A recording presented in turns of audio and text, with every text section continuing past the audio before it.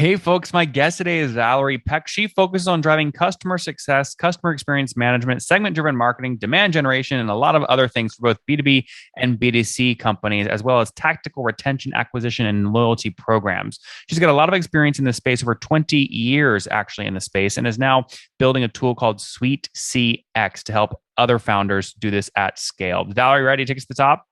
Absolutely. All right. So there's a lot of sort of big categories you mentioned in your bio. Take me back to the origin story. Is this a CRM? Is it a demand generation tool? What is it? Well, it's a little bit of both. We often say that we are psychology meets technology. So for years, marketing technology used to be called CRM, that got stolen. Then it was CEM, then it was CX. These tools all are about getting to understand what customers are thinking, feeling, and doing, and being able to act upon that either with messaging or campaigns or improving the experience they have. So the tool's origin was actually in doing this with Visio and sticky notes on butcher paper, And what right? year So was that's that? where When it did you came write the from. first line of code for the platform? 2013 was when we first said, okay, enough of this. Let's do something different. Got it. So 2013, you get going on this. And did you self-fund at the start or did you raise some We capital? did. We are totally bootstrapped with no debt. I love that. Even today, bootstrapped. Absolutely no debt. I love this. Okay, very cool. So today, when companies are signing up for your platform, and again, you do a lot of things, what's the average company paying per month to use your technology? Well, we do an annual subscription because that's preferred by most of the companies because we can make the product a little bespoke. So the annual enterprise view is roughly $26,000. And then there's a $10,000 kickstart to get people going. We have clients who pay us over $100,000 a year to guarantee their time so that we can coach them and help them as well. So it's a range. So just to be clear, your biggest sort of software contracts are in the $100,000 range per year. Yes. Yes. And they can Okay. go down as low as a proof of concept of 5,000. Yep. Yep. Okay. And I love this model. So you charge your average customer today, it sounds like pays 26,000 bucks per year, right? Correct. And you charge on average almost, well, call it, what is almost 35-40% of your annual contract in a setup fee, which is good for a variety of reasons. Help me understand how that helps your business. Sure. Well, it gets people more productive quicker. So that gives them retention, that gives them confidence, that gives them the ability to talk to others and bring other people internally on board. So that helps the company get a better upfront reputation.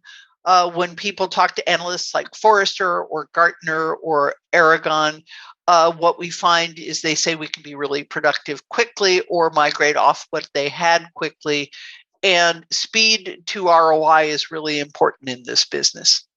Yeah, but I hear you there. Okay. And so how many customers are you serving now today? Call it We have eight, about 30. 30. Okay. So 30 enterprise customers. And taking back to your first customer, who was it? Yeah. Was it Visio, you said? Well, actually, our first customer was me because I have a consulting company and I told my significant other, who actually wrote the code, if I did one more time of doing what I used to do with the sticky notes on butcher paper and the word documents for each touch point, and then printing and piling up your entire website on a table with this thing pinned to the wall, I would have killed myself. So I was the first customer because it saved us incredible amounts of time when we were working with customers. And surprise, our customers said, we want to license this tool. We like it. And so SuiteCX was born because we thought, gee, what a great idea. So our clients to begin with were folks like Lexus and Wells Fargo, no small names, and most of the clients we have are still with us because they've found that it is a very valuable tool for their ongoing success. Oh, what's going on there, YouTube? Good to see you guys. Now imagine this. You love watching these interviews with SaaS founders, but imagine if we took all of the valuation data out from over 2,807 interviews I've done manually. Saves you a lot of time. Well, we've done this. We've built it into the beautiful interface inside of FounderPath. Check this out. I'll show you how you can access this in a second, but you log in, you connect your Stripe account, you see your valuation real time, you can see what it changed over the past 88 days, and even set goals for valuation this year. Now, the secret to valuation is there's many different ways to value a SaaS business. So the reason you're going to see 3 or 4 different valuations inside of your FounderPath dashboard, this is all free by the way, is because depending on who's doing the buying of your SaaS company, you're going to get a different valuation. A VC is going to pay a different valuation. Private equity firm is different. If you're going to do a minority sale, that's different. And if you sell the whole business, that's a different valuation. You can see all those when I hover over here. Right, so the teal is what a VC would pay, yellow is what private equity, and red is if you sold the whole thing outright. Now, what's cool about this is not built off random data. Again, you guys hear these interviews on YouTube. All these data are built from real-time valuation data points founders share with us on the show.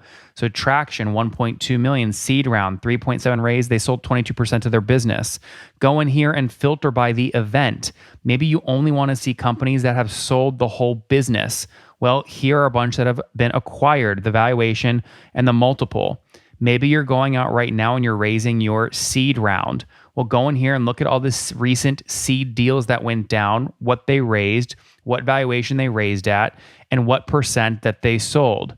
There's never been a larger data set of SaaS valuations than what you can get now inside of FounderPath, and we're thrilled to bring it to you. All right, we're going to go back to the YouTube video here in a second, but if you want to check this tool out, if you want to jump in and sign up, you can check it out for free to get your valuation at this link, founderpath.com/products/valuations. Or if you go to founderpath.com and hover over products, click on get your valuation here and go ahead and sign up to give it a whirl. Again, all that valuation data live right inside the platform. I hope to see you there. All right, let's jump back into the interview. And again, if we fast forward to today, 30 customers, Valerie, at $26,000 a year on average would put you at about $800,000 in ARR, or about $65,000 a month today in revenue. Is that about right? Yeah, and then you add on top about double of that with consulting, with pretty much about a 90% margin, and the two companies are doing well. So when those are they the same company? Like the consulting could be the setup fee.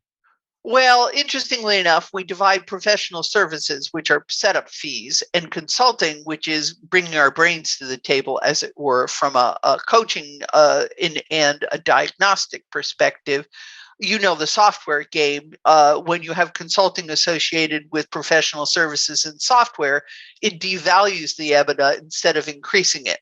So go figure.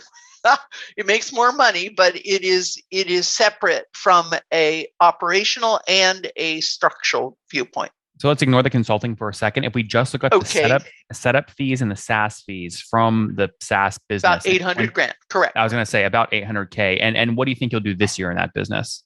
I think we're actually on track to grow another 20%. We've already had 3 significant sales in the first month of the year. So we've been growing about 20% a year over year for the last 2 or 3 years, and even with COVID. Congratulations. Where's most of that growth coming from? Is it expanding current accounts or brand new accounts? Brand new accounts.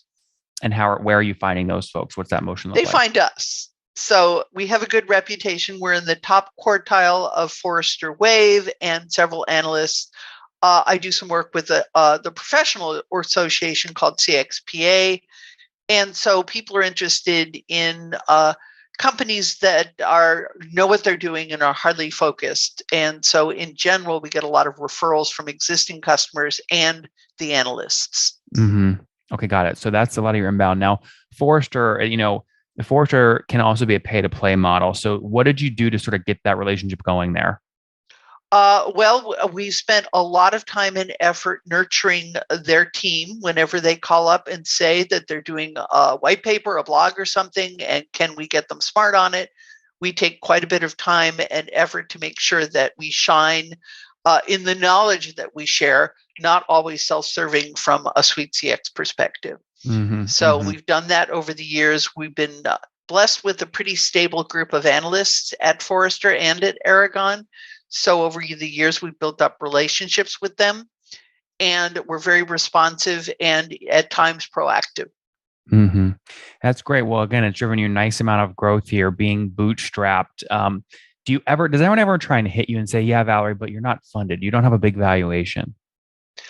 Uh, Not the only thing we hear from customers is the fact, when we're dealing with these giant elephants is that, gee, we're small. But then when we show the fact that the consultancy has been around since 2002, bootstrapped and profitable, and SuiteCX has been around since 2013 and bootstraps and profitable, generally we don't get much pushback. Occasionally we find somebody who comes around who's interested in us from a investment or acquisition perspective, and they see we're small, which is a challenge, but we consider ourselves pretty mighty as well. When you launched the agency in 2002, help me understand the scale of that today. How much revenue does that do annually? Yeah, so we range. We've had $3 million years, okay, and we have on average now about $500,000 in pure consulting that doesn't run through SuiteCX. Yep. And how many customers that pay you for agency work end up converting to a recurring SaaS customer in SuiteCX? We are blessed. The past 2 years, we've had 100% conversion. We had one company drop out because they decided that they weren't going to focus on CX anymore. But we have a really high conversion rate of probably about 80% and a retention rate of the same as well. Is that gross or net retention?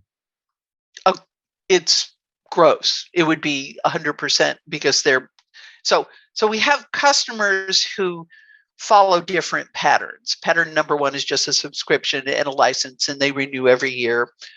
They're sticky because of the interesting things they're doing on the tool. And then we have customers who add in a coaching, consulting, training function.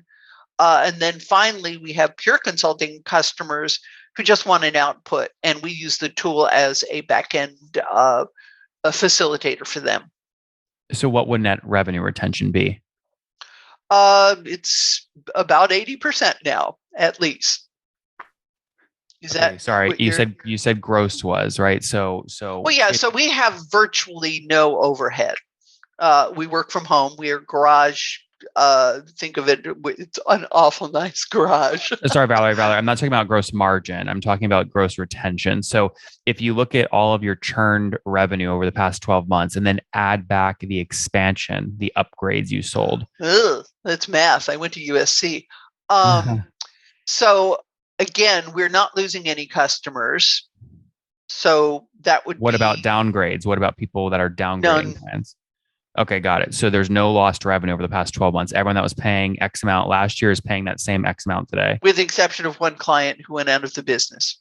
Okay, so that is right. So that's revenue. Yeah, right? so that's 20,000. Okay, so then the question is, did you upsell other customers to make up the 20,000 Yes. Whole? Yes. Okay, so you're above 100% net dollar retention then? Correct. Yeah, that's okay, great. That makes a lot of sense. Okay, very cool. What would tell me more about the team. How many folks are full-time with you? We have 5 virtual full-time people. So we are a gig group where 5 of us are working full-time, several on contract, several employees. And then we can expand up to 18 people depending on the workload and what's needed. So we have standby statisticians and videographers and other folks that are part-time, right? They're gig. And we've had a long relationship with them. So we can gear up and down depending on whatever the workload is. I guess, how do you know that they're going to have time for you when you need them, since they can't rely on you for a full-time paycheck? So since most of these folks have been working in the same type of capacity since 1999 with me, they make time. Their nights, their weekends. The good news is most of our work is not fit between 9 to 5. So even if they've gone on and are working full time somewhere, they'll make time to do the work with us. Okay, makes good sense. Talk to me about what you want to do with the business. You said you've looked at acquisition offers. Would you ever sell it? Yeah, I think that we're at the point where it would be really interesting to find a powerful engine, big sister brother company who can take on some of the sales functions and some of the back office functions and let us do more in the thought leadership and development of new product ideas and execution of them. So we're very open name the to perfect that. buyer. Well, a perfect buyer might be a business process outsourcing company like Name one. Verint, or Ipsos from a research perspective, or Concentrix from a BPO perspective. There are some Grant Thornton, some of the mid-sized consultancies, Walker CX, all of those would be interesting because they're interested in both capabilities and tools. Very good. That makes a lot of sense. Valerie, heck of a story here. Let's wrap up with the famous five. Number one, favorite business book. Managing Customer Experience, Don Peppers and Martha Rogers. Managing Customer Experience. Number two, is there a CEO you're following or studying? I love, well, I used to love Bill Gates a lot more, but I really like his blog and his information. And Warren Buffett is my idol. I love that. Number three, what's your favorite online tool for building Suite CX besides your own?